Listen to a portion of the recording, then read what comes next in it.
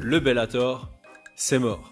Ariel Helwani l'a annoncé hier soir. Don Davis, président du PFL, l'a confirmé ce soir. On n'a pas encore toutes les informations, mais le PFL semble avancer vers des changements majeurs que je vais vous résumer juste après l'intro. Yo, this is Dustin Poirier. Bienvenue à Fight Mind. Bienvenue sur Fight Mind. Pousse.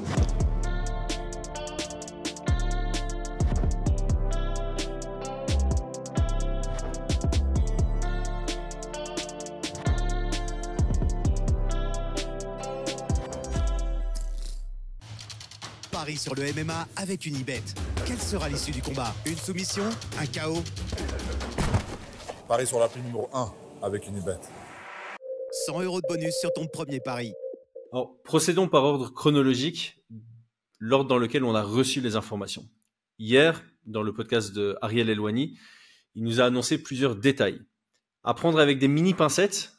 On sait qu'Ariel Helwani, c'est un très très bon journaliste qui donne des informations solides, mais il a lui-même nuancé que la plupart de ces informations venaient de sources proches du PFL. Donc disons que c'est assez sûr, mais c'était pas encore officiel. Et donc je pense que pour la plupart, ça va se confirmer bientôt, mais il faut toujours prendre ça avec des pincettes. Donc c'est pas c'est pas encore confirmé, c'est pas encore officiel. Première information qu'il a donnée. Il l'a dit comme ça, Bellator is dead, Bellator, c'est mort. Ça s'est avéré vrai aujourd'hui, on y reviendra après. Le dernier événement du Bellator avec le non Bellator Champion Series, ce sera le 25 janvier. Le combat principal, c'est Ousmane Nurmagomedov qui défend son titre face à Paul Hughes. Ce sera aux heures européennes, ce sera sur DAZN et ça devrait être le dernier événement qui porte le nom Bellator. C'est pas le dernier événement avec des combattants du Bellator, je vais y arriver. C'est juste le dernier événement avec le nom Bellator. Deuxième information qu'il donne, c'est que les formats tournois comme on les connaît au PFL, ça disparaît. Dans le sens où il n'y aura plus de saison régulière suivie de playoffs. Il n'y aura plus ce truc avec 8 à 10 combattants dans une catégorie de poids qui vont chacun combattre 2 fois. Les 4 qui ont le plus de points passent en play-off, puis demi-finale, finale. Ça va plus exister. Ce qu'ils vont faire maintenant, c'est les tournois comme on les connaissait au Bellator, les grands prix, élimination directe. 8 combattants dans différentes catégories de poids. Premier tour, celui qui gagne passe au suivant. Celui qui perd, il saute du tournoi, tout simplement. Et ce que Ariel Helwani a validé, c'est que c'était des tournois de 8 participants. Donc quart de finale, demi-finale, finale. Ce qui me surprend assez, parce que ça veut dire beaucoup moins de participants que ce qu'on a eu l'habitude avec le PFL précédemment. Alors c'est vrai que d'un côté, si tu commences en 8e de finale, il y a beaucoup de chances qu'il y ait beaucoup de vainqueurs qui se blessent, etc., etc. Alors pour compenser ça, ils font ce qu'on appelle des combats alternatifs. Donc tu vas avoir un tournoi avec 4 combats au premier tour, donc des quarts de finale, et tu vas avoir 2 combats alternatifs pour que s'il y a 1 ou 2 blessés dans les vainqueurs, les 2 vainqueurs des combats alternatifs soient éligibles à rentrer dans le tournoi en demi-finale ou en finale si cela s'avère nécessaire. Information supplémentaire, les tournois du PFL étaient réputés pour être des tournois à 1 million. Il n'y a plus ce million. Aujourd'hui, ce qui va se passer, c'est que le vainqueur de chaque tournoi va prendre un demi-million en extra. Donc, c'est plus ce système comme certains combattants avaient au PFL où en fait, tu gagnes pas 1 million quand tu gagnes la finale, tu gagnes 1 million moins ce que tu as gagné déjà au cours de la saison. Ici, c'est vraiment un bonus extra. Tu gagnes le tournoi, tu as un demi-million qui rentre en plus de ce que tu as négocié sur ton contrat. Et ce qu'on entend, c'est qu'il y a des combattants qui vont faire chacun des tours à 10 plus 10. Il y a des combattants qui vont avoir des fixes beaucoup plus élevés. Donc, ça dépendra vraiment de combattant à combattant. Et troisième information que Ariel Helwani donne sur 4, la quatrième, je l'ai dit déjà, il dit qu'il n'y a pas de problème financier du côté du PFL. C'est vrai qu'on pourrait s'en inquiéter quand on entend qu'il n'y a plus de tournoi à 1 million, mais que maintenant c'est juste un bonus de 500K uniquement pour le vainqueur. Donc, dernière information, il lance le PFL Champ Series. Donc, on a eu jusqu'à présent le Bellator Champ Series pour un peu tenir en vie le Bellator. À partir de cette année, a priori, donc ça encore une fois, c'est à prendre avec des pincettes, mais on semble aller dans cette direction. Ils vont faire ce qu'ils appellent le PFL Champion Series. Ce sont des événements classiques comme on les connaît à l'UFC. La particularité, c'est qu'il y aura au moins un combat pour un titre sur la carte, qui sera d'office le main event. Et il y aura peut-être 2 combats pour le titre avec main event comme main event. Il n'y a pas encore beaucoup de détails là-dessus. Donc, on ne sait pas si c'est totalement faisable, ça. On ne sait pas si les champions actuels du Bellator deviennent automatiquement les champions du PFL, puisque le Bellator saute. On ne sait pas si ils vont créer des titres vacants dans chacune des catégories de poids. Et par exemple, le champion du Bellator va disputer ce titre vacant contre le vainqueur du dernier tournoi, donc de 2024, ce qui pourrait nous offrir de très beaux combats. On n'a pas ces informations-là. C'est assez flou à ce niveau, mais voilà ce que je comptais dire là-dessus après avoir entendu le podcast de Ariel Elwani. Je sais que je critique très souvent le PFL, trop souvent peut-être, mais j'ai toujours insisté sur le fait que j'allais souligner et que je soulignais systématiquement quand il y avait du positif. Et ces annonces, je les trouvais très positives, dans le sens où, selon moi, ça simplifie le tout. Alors, on n'a pas encore toutes les informations, mais ce que ça va donner, selon moi, c'est qu'on va continuer à avoir nos tournois régionaux, comme on les connaît actuellement, le PFL Europe, le PFL MENA. On espère qu'il y a le PFL Afrique qui va se rajouter à ça. On a vu qu'ils comptaient faire PFL Asie, PFL Océanie qui devrait arriver. Donc, les PFL régionaux, selon moi, vont continuer. Et déjà, jusqu'à présent, ça fonctionnait comme ça. Ils appelaient la saison régulière, c'était un combat. Donc, il n'y avait pas avoir le maximum de points. Non, c'est juste, il y avait 4 combats en saison régulière. Donc, c'était les quarts de finale. Puis, tu passes en demi-finale, puis en finale. Donc, je pense que ce format-là ne va pas changer. Ça va juste être simplifié parce que maintenant, tu n'auras pas le terme saison régulière pour un quart de finale. Ce sera juste un tournoi.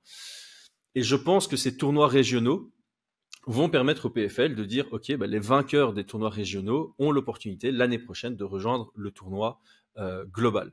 Le tournoi global qui ne sera plus une saison régulière suivie de playoffs, mais quart de finale, demi-finale, finale.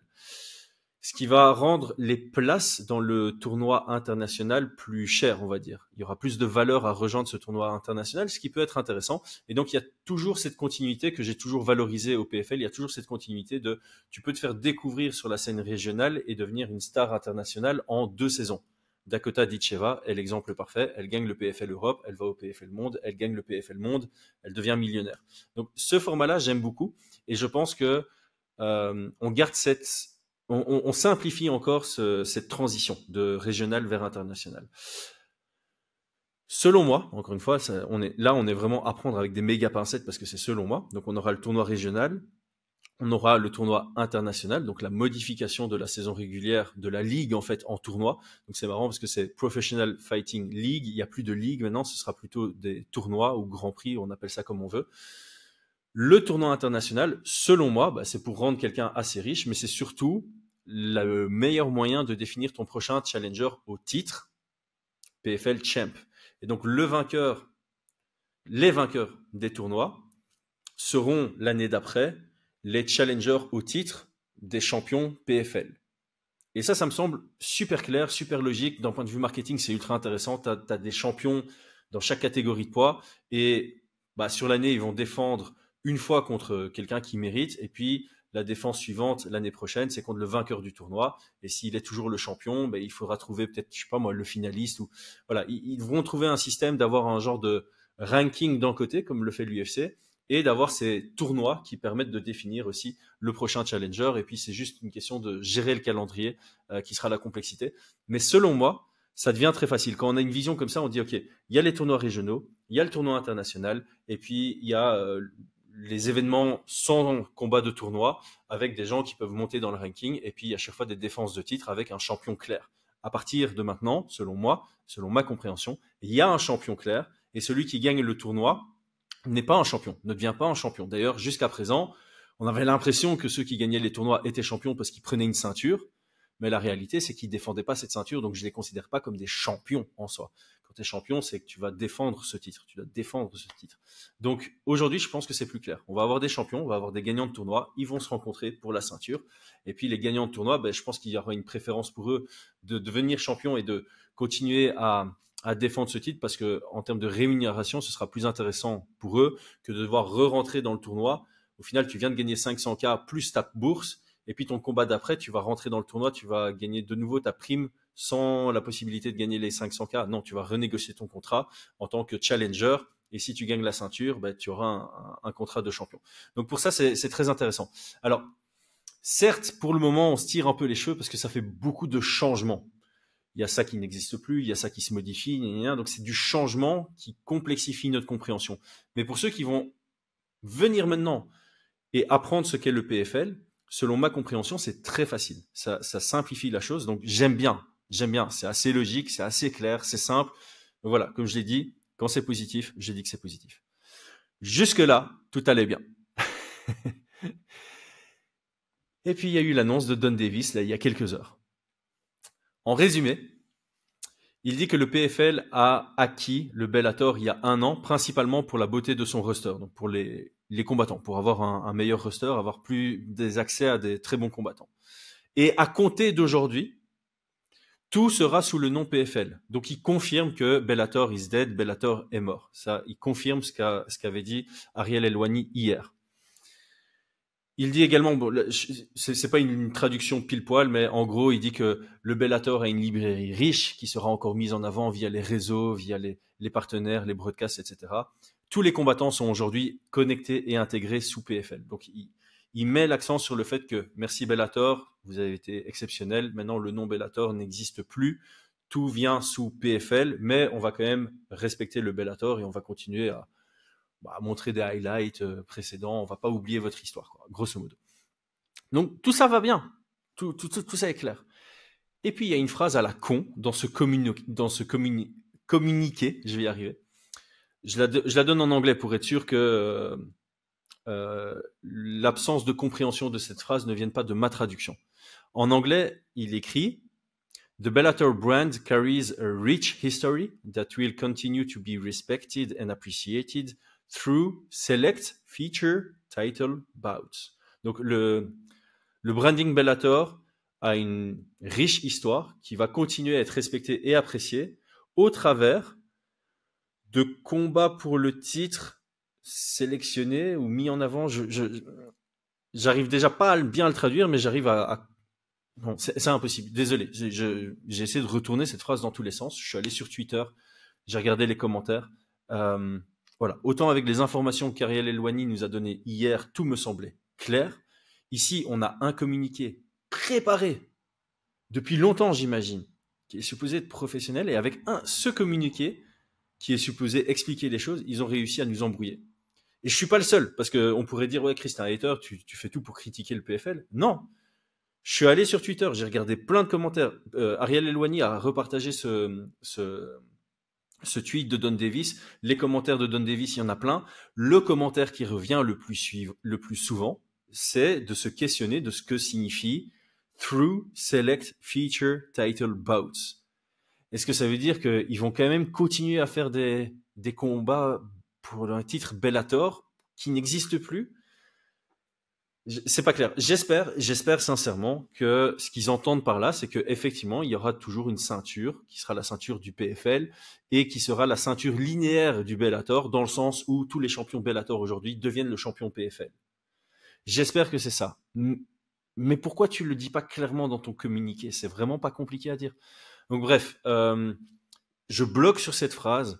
Ça m'emmerde parce que c'est un communiqué qui est supposé clarifier les choses et au final, tu as un journaliste qui est allé puiser des informations à gauche, à droite, qui nous a donné quelque chose qui me semblait très clair et toi, tu arrives, tu es le président de la promotion et sur un communiqué, il y a une phrase qui veut rien dire et qui nous embrouille de nouveau.